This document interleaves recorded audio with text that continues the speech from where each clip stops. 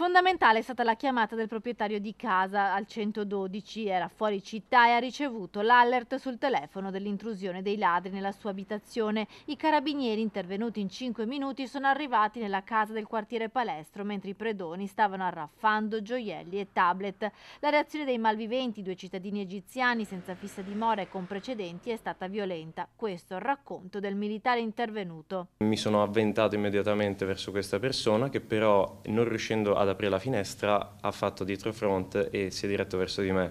Qui abbiamo avuto una colluttazione in cui fortunatamente ho avuto la meglio e sono riuscito ad ammanettarlo.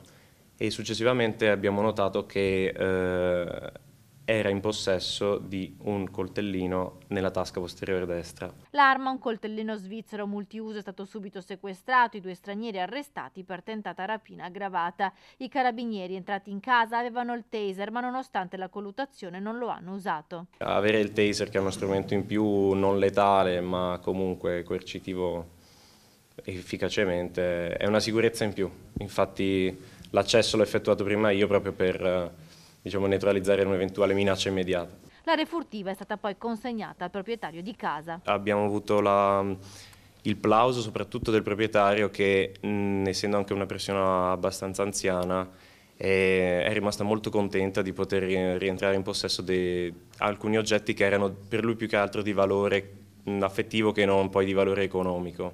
Quindi per noi la maggiore soddisfazione è proprio quella, poter vedere il cittadino soddisfatto di chiamare il 112 e riuscire a risolvere la situazione. I carabinieri invitano i cittadini a dotarsi di allarme magari collegato con i numeri di emergenza come al 112. I ladri infatti agiscono non solo nelle ore serali ma anche di giorno. I furti, soprattutto in zona centro, non stanno avvenendo soltanto nelle ore serali, ma anche durante il giorno e in particolare durante giorni festivi o durante eventuali ponti legati alle festività che appunto porta i cittadini ad allontanarsi dalle loro abitazioni.